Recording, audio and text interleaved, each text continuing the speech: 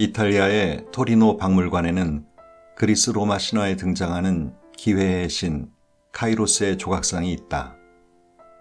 그 모습이 잠옷 독특하여 눈길을 끄는데 조각상에 적혀있는 설명은 다음과 같다. 내 앞머리가 무성한 이유는 사람들이 나를 보았을 때 쉽게 붙잡을 수 있게 하기 위함이고, 내 뒷머리가 대머리인 이유는 내가 지나가고 나면 다시는 나를 붙잡지 못하도록 하기 위함이며, 어깨와 발에 날개가 달린 이유는 최대한 빨리 사라지기 위함이다. 나의 이름은 기회다.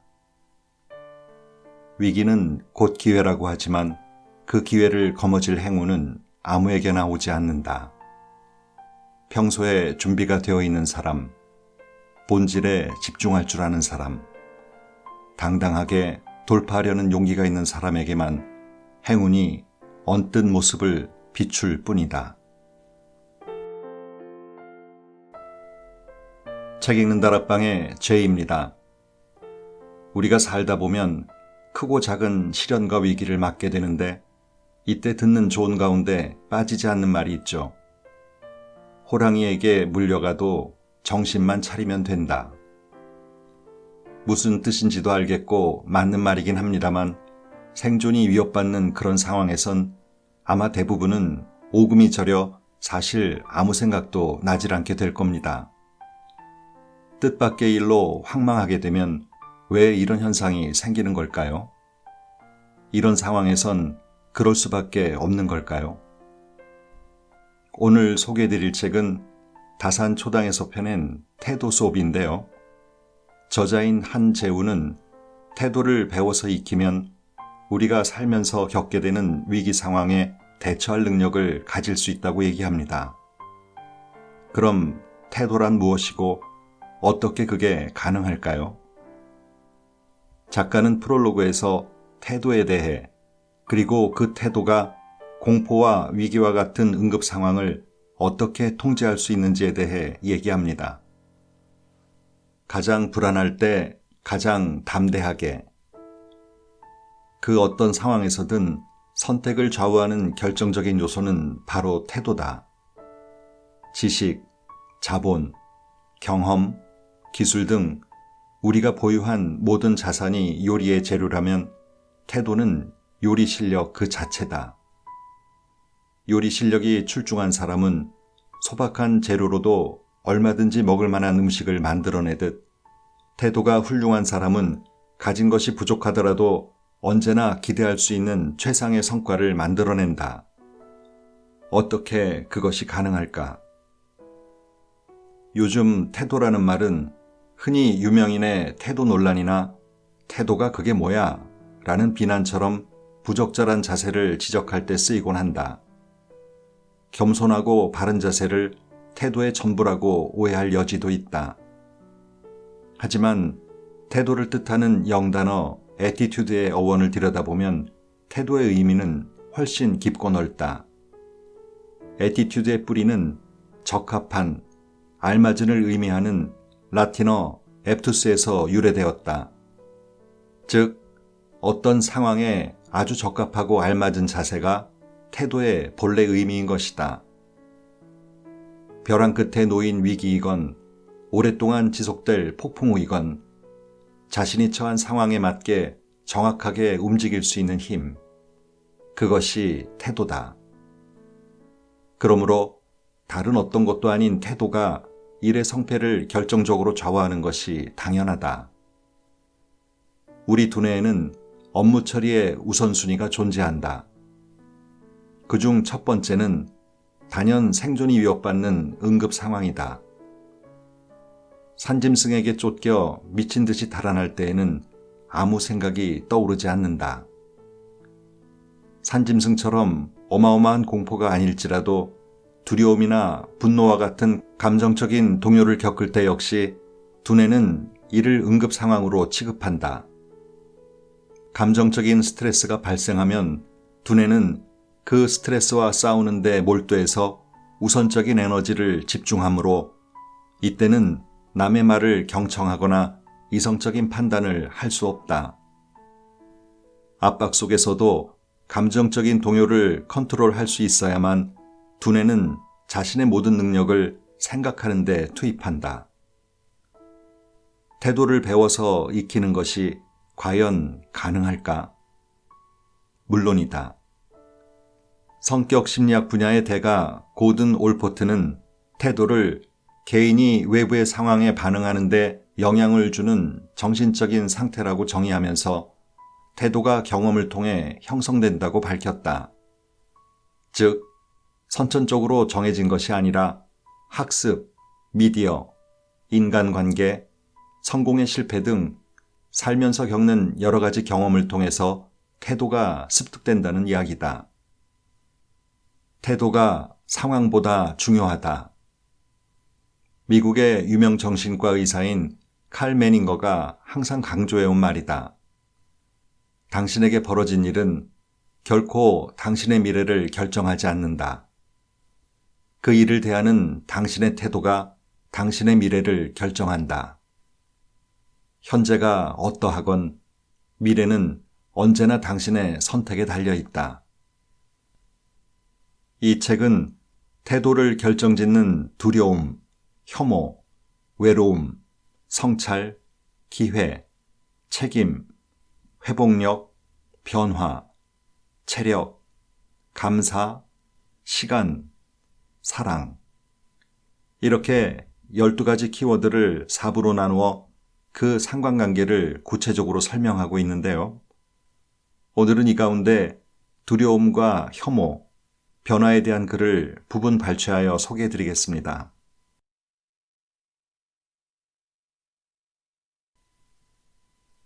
두려움을 통제하는 자가 위기를 통제한다.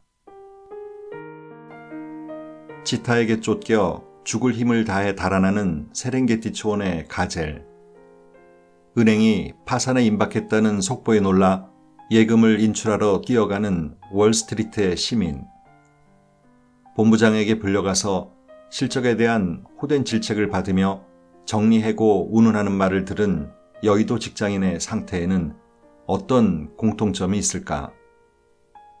답은 그들 모두 두려움에 사로잡혀 있다는 점이다. 치타, 파산, 실직으로 그 대상은 각각 다르더라도 두려움이 경고하는 바는 모두 동일하다. 생존이 위협받고 있다는 사실이다. 두려움이란 생존의 위협을 받을 때 느껴지도록 프로그래밍된 감정이다. 사람과 가젤의 반응이 다르지 않다는 사실에서 알 수 있듯이 이것은 동물의 진화 과정 속에서 인류가 등장하기 이전부터 이미 장착된 오래된 프로그램이다. 따라서 은행 계좌가 사라지든 직장에서 잘리든 전 지구적 전염병이 유행하든 위험하다는 느낌이 들자마자 덜컥 겁부터 먹게 되는 것은 인간에게는 지극히 자연스러운 일이다. 두뇌 각층의 업무 스타일. 두려움에 사로잡혔을 때 우리 뇌에서는 어떤 일이 벌어질까? 이를 이해하기 위해서는 잠시 뇌의 구조를 살펴볼 필요가 있다. 두뇌는 우리 몸 전체를 컨트롤하는 3층짜리 통제실이라 할 수 있다.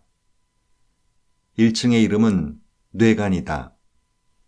체온, 소화, 수면 등 생명 유지에 필수적인 작용을 담당한다. 2층의 이름은 변연계이다. 이곳은 희노애락 등 우리가 느끼는 감정을 담당한다. 두려움도 감정이므로 변연계의 업무에 속한다. 3층의 이름은 대뇌피질이다. 신체의 감각이나 운동을 처리하며 특히 인간 고유의 기능인 이성적인 판단이 여기서 처리된다. 각 층의 주요 업무를 키워드로 정리하면 생명유지, 감정, 이성이라 할 수 있다. 여기서 흥미로운 것은 각 층의 업무 스타일이다. 1층 뇌관은 전형적인 시설유지 담당자처럼 그저 묵묵하게 해야 할 일만 처리한다. 우리가 밥을 먹을 때 침샘이 잘 기능하고 있는지, 장은 잘 움직이고 있는지를 특별히 신경 쓰지 않아도 되는 것은 1층 뇌관이 유지 업무를 잘 하고 있기 때문이다. 2층 변연계와 3층 대뇌피질은 조금 다르다. 둘 다 통대실 전체의 주도권을 잡고 싶은 욕심이 있어 업무 도중에 사사건건 상대방을 배제하려고 한다. 2층이 떠들썩해지면 3층이 잠잠하고 3층이 목소리를 높이면 2층이 입을 다무는 일이 반복된다. 욱하는 성질이 올라와 이성의 끈을 놓아버리는 것은 전자의 사례. 불같이 화를 내다가도 아차 싶어 번쩍 정신을 차리면 온데간데 없이 화가 사라지는 것은 후자의 사례다. 감정과 이성이 동시에 조화를 이루기가 쉽지 않은 근본적인 이유가 여기에 있다. 2층과 3층의 상호 배제 관계를 알면 두려움에 사로잡혔을 때 우리 뇌에서 무슨 일이 벌어지는지를 알 수 있다. 두려움은 2층 변연계의 소관이다. 변연계가 활성화되면 대뇌피질이 멈춘다. 판단의 정지, 곧 이성적인 판단을 할 수 없게 되는 것이다. 시험을 치르다가 모르는 문제를 보고 머릿속이 새하얘진 적 있는가? 전곡을 찌르는 상사의 질책에 당황해서 아무 말이나 횡설수설한 일이 있는가? 대뇌피질이 멈추면 판단을 할 수 없고 판단을 못하면 인간은 평소와 다른 이상한 모습을 보인다. 혐오는 문제 해결에 아무 도움이 되지 않는다. 혐오는 이유보다 빠르다. 사람이라면 누구나 내심 세상이 내 마음대로 되었으면 하는 기대를 가지고 산다. 원하는 대학에 합격하고 원하는 회사에 취직하며 원하는 만큼 성공하기를 바란다. 내 마음대로란 반드시 1등의 자리나 엄청난 부를 뜻하지는 않는다. 스스로 생각하기에 이 정도는 나에게 이루어질 만하다 라고 정해놓은 기대가 그 기준이라 할 수 있다. 붓다는 마음속에 품은 이런 기대가 곧 집착으로 변한다고 가르쳤다. 사람들은 이것이 이렇게 되어야 하고 저것은 저렇게 되어야 한다는 것이 너무 많습니다. 이렇게 내 마음대로 하려는 것이 바로 집착입니다. 집착의 본질에 대한 법륜 스님의 설명이다. 사람들이 기준으로 삼은 내 마음대로 전부 이루어지는 것은 현실적으로 불가능한데 그럴 때 집착은 불안이나 걱정 혹은 분노로 바뀐다. 특히 이런 현상이 극심해지는 것이 위기 상황이다. 위기가 무엇인가? 세상이 내 마음 같지 않은 상태가 매우 심각한 지경에 이를 때가 아닌가? 불안, 걱정과 분노가 일제히 증가하는 것은 당연한 일이다. 문제는 좋지 않은 상황에 처했을 때 이 감정들이 공격성으로 이어진다는 점이다. 수학 문제가 안 풀려서 스트레스를 받다가 밥 먹으라고 부르는 엄마에게 짜증을 내는 학생이나 본부장에게 된통 깨진 후에 자리로 돌아와 머리를 쥐어뜯는 팀장을 떠올려보자. 공격성은 전자처럼 타인에게 표출되기도 하고 후자처럼 자신에게 표출되기도 한다. 여기서 타인에게 표출되는 공격성이 너 때문이야 하고 비난할 타깃과 결합하는 경우가 있는데 그것이 바로 혐오다. 욕할 만하기 때문에 욕한다 생각하지만 사실은 순서가 거꾸로다. 욕하고 싶은 불안, 걱정, 분노가 먼저 있고 거기에 적당한 이유가 붙는다. 이것이 혐오의 본질이다. 혐오는 틀렸고 비싸고 위험하다. 혐오가 문제를 해결하는데 조금이라도 쓸모가 있다면 그나마 다행이겠지만 현실은 전혀 그렇지 않다. 혐오는 도움이 되지 않을 뿐만 아니라 다음과 같은 이유로 오히려 문제를 악화시킨다. 첫째, 근거 자체가 틀렸다. 어려운 상황에 처했을 때 혐오가 발생한 역사적인 사례는 무수히 많다. 중요한 사실은 아주 극심한 혐오조차 잘못된 근거에서 시작되는 일이 빈번하다는 점이다. 1300년대에 패스트가 유럽을 강타했을 때 유대인을 비롯해 집시와 나병 환자에 대한 혐오가 엄청났다. 다수의 사람들이 산채로 불에 태워졌고 프랑스 스트라스부르에서는 죽은 사람만 900명에 달했다는 기록이 있다. 당시 혐오의 근거는 무엇이었을까? 유대인, 집시, 나병 환자들이 악마와 손을 잡고 패스트를 퍼뜨렸다는 괴담이었다. 19세기 청나라에는 콜레라가 퍼졌다. 콜레라로 인한 혐오는 암암리에 내려오는 민간 신앙인 백년교를 향했는데 그 혐오가 얼마나 당연시되었던지 조선의 순조실록에 베트남에서 온 백년교도들이 우물에 독을 뿌리고 오이밭에 독을 발라서 병이 시작되었으므로 이들을 붙들어서 조사해야 한다라는 기록이 남아있을 정도다. 콜레라는 백년교와는 아무 관련이 없는 인도 콜카타에서 시작되어 아시아와 아프리카까지 퍼진 팬데믹이었다.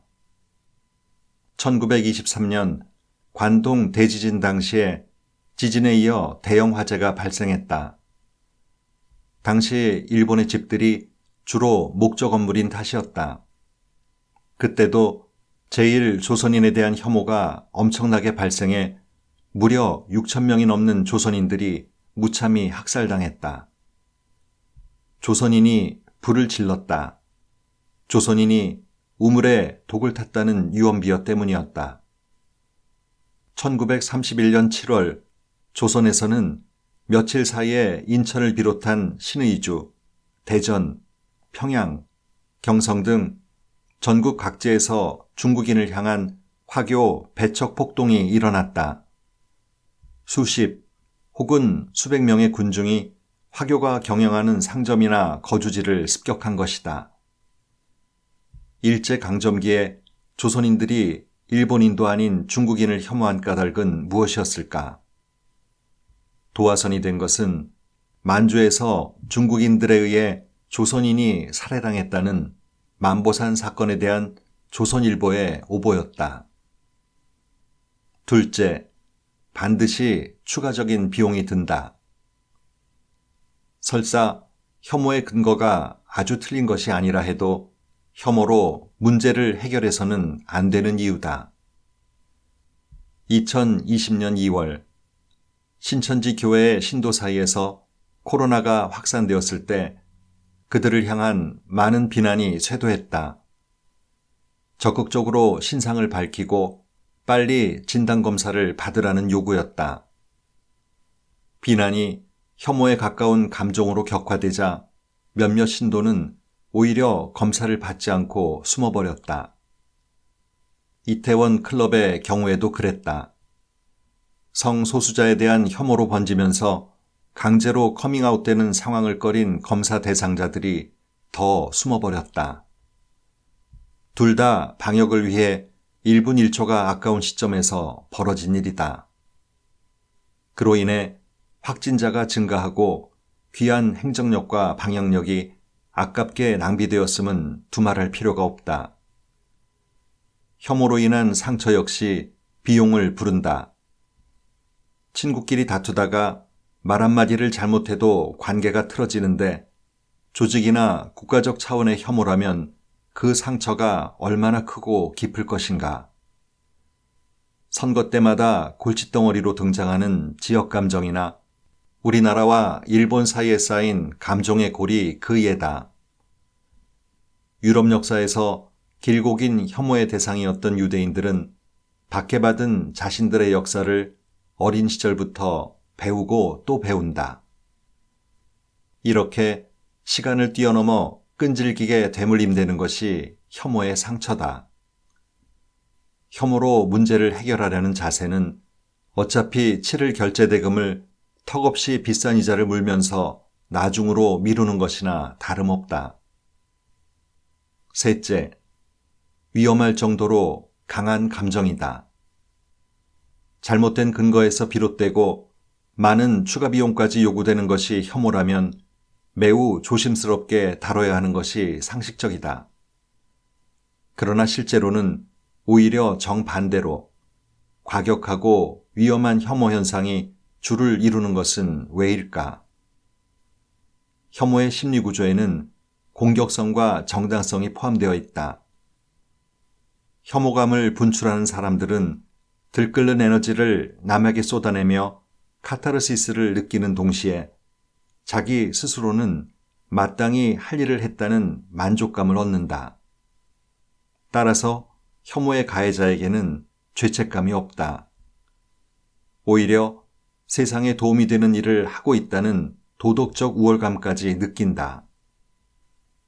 마녀를 사냥해서 세상을 정화한다며 사람을 산채로 불에 태웠던 중세의 종교재판소가 과연 일말의 죄책감이라도 느꼈을까? 정당하다고 여기는 일을 하면서 동시에 만족감까지 느끼는 혐오는 브레이크 없이 질주할 수 있다. 잘못 끼운 첫 단추로 돌아가기. 혐오가 문제를 넘어서는데 도움이 되지 않는다는 사실을 이해했다면 남은 길은 하나뿐이다. 자꾸만 올라오는 혐오를 누그러뜨리는 방법을 찾는 것이다. 다행히 유용한 힌트가 뇌과학 안에 있다. 혐오는 크게 생리적 혐오와 도덕적 혐오로 구분된다. 생리적 혐오는 썩은 음식의 냄새를 맡거나 발밑을 스쳐가는 뱀을 보았을 때처럼 생명의 위협이 있을 때 순간적으로 나타나는 반응이다. 이런 종류의 혐오는 위협을 감지하자마자 감정을 다루는 2층 변연계에서 즉시 발생한다. 정보, 감정의 1단계 반응으로 생각이 개입되지 않는다. 도덕적 혐오는 조금 다르다. 생각을 담당하는 3층 대뇌피질이 기억과 감정을 통합해서 혐오의 패턴을 만든다. 예컨대 코로나로 인한 동양인 혐오의 경우에는 두뇌가 코로나 때문에 고통스럽다. 코로나는 중국에서 왔다. 동양인은 외모가 중국인과 비슷하다 등의 여러 가지 생각을 종합적으로 버무려 동양인이 싫다라는 결론에 도달한다. 정보, 사고, 감정의 2단계 반응이다. 중간에 생각이 개입되는 것이 생리적 혐오와의 가장 큰 차이점이다. 원래 인간에게 혐오라는 감정이 존재하는 이유는 생명의 위협을 멀리하기 위해서였다.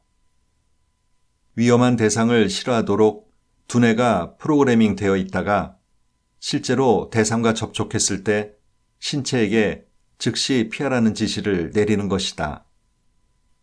여기 위험한 대상에 인간은 포함되지 않는다. 인지과학자 도마베치 히데토는 나를 지키는 감정, 나를 살리는 감정에서 썩은 음식이나 뱀과 달리 인간은 인간에게 존재 자체만으로 생명의 위협을 가할 수 없다고 단언한다. 즉, 인간이 인간에게 생리적 혐오의 대상이 되는 것은 원천적으로 불가능하다는 것이다. 그러나 인간 특유의 생각하는 능력이 결합되면서 부작용이 일어난다. 원래는 위협이 되지 않는 인간을 두고 위협이 된다고 판단함으로써 혐오의 감정으로 연결되는 것이다. 따라서 혐오를 누그러뜨리기 위해서는 잘못 끼운 첫 단추로 돌아가야 한다. 정보, 사고, 감정의 연결고리에서 오류가 난 사고 부분을 집중 점검하는 것이다. 만약 누군가에게 혐오감이 올라온다면 그 감정을 말과 행동으로 배출하기 전에 잠깐 멈춘다. 그리고 무슨 이유에서 혐오하는지, 그 이유가 타당한지, 어떤 경로를 통해 받아들인 이유인지, 그것이 완전히 신뢰할 수 있는 경로인지 등을 되짚어 본다. 이렇게 생각하는 순간 3층 대뇌피질이 활성화되면서 감정을 담당하는 2층 변연계의 활동이 약화된다. 지독한 혐오감에 사로잡힌 마음에서 한 발짝 떨어져 여유를 갖게 되어 다시 제대로 된 판단을 내릴 수 있는 상태로 돌아오는 것이다.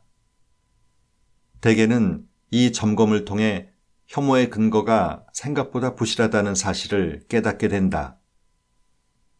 성숙하지 못한 사람은 위기 속에서 혐오로 도피했고, 성숙하지 못한 사회는 그 혐오를 집단화해서 끔찍한 결과를 빚었다.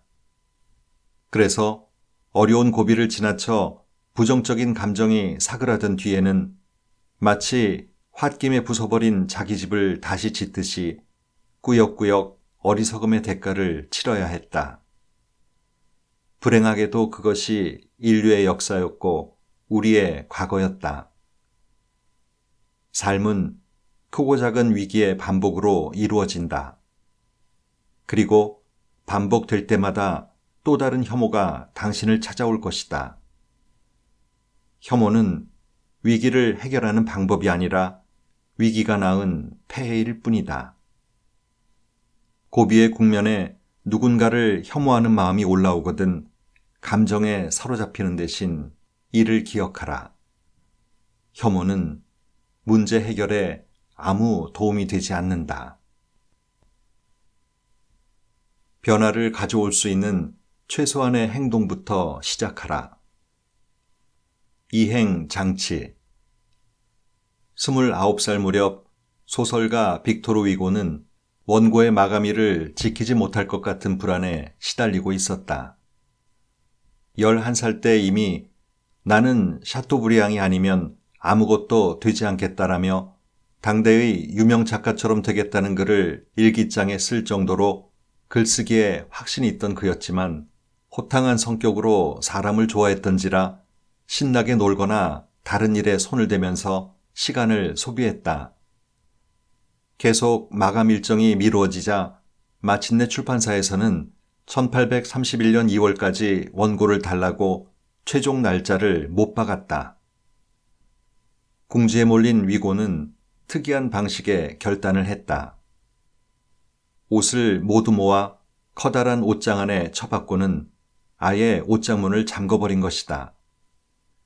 이제 그가 입을 수 있는 옷은 커다란 숄 하나였다. 사람을 만나거나 외출할 때 입을 옷이 몽땅 사라지자 그는 그의 가을과 겨울 동안 오로지 집안에만 머물며 미친 듯이 몰입해서 글을 썼다. 결국 원고는 당초 마감일보다 앞선 1831년 1월 14일에 나왔다. 이 원고가 레미제라블과 더불어 위고의 대표작이 된 노트르담의 꼽추였다. 성공적으로 변화를 이뤄내기 위해서는 변화하지 않으면 안 되는 장치를 만들어 두는 것이 좋다. 이행을 강제한다는 의미에서 제임스 클리어는 이를 이행장치라고 불렀다. 아침에 여러 개의 알람을 맞춰 놓아도 일어나지 못하는 이들을 위한 바퀴 달린 알람 시계나 수학 문제를 풀어야 소리가 꺼지는 알람 어플리케이션도 이행장치의 예다. 몸을 일으키거나 머리를 쓰지 않으면 안 되는 상황을 미리 설정해 두는 것이다. 물론 이행장치가 있다고 해서 변화 자체가 쉬워지지는 않는다.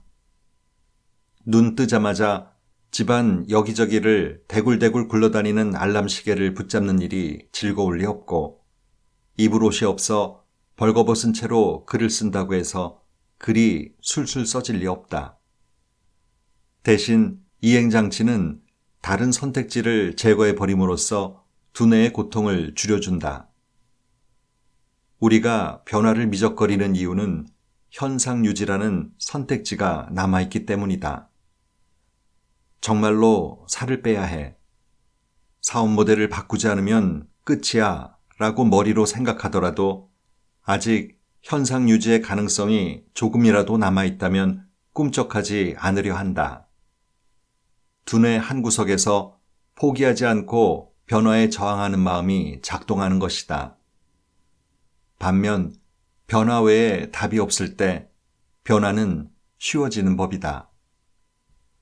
두 사람에게 담배를 권했을 때 돌아온 답이 각각 다음과 같았다고 하자. 저는 담배를 끊었습니다. 저는 비흡연자입니다. 둘 중에 누가 앞으로도 담배를 태우지 않을 가능성이 더 높겠는가?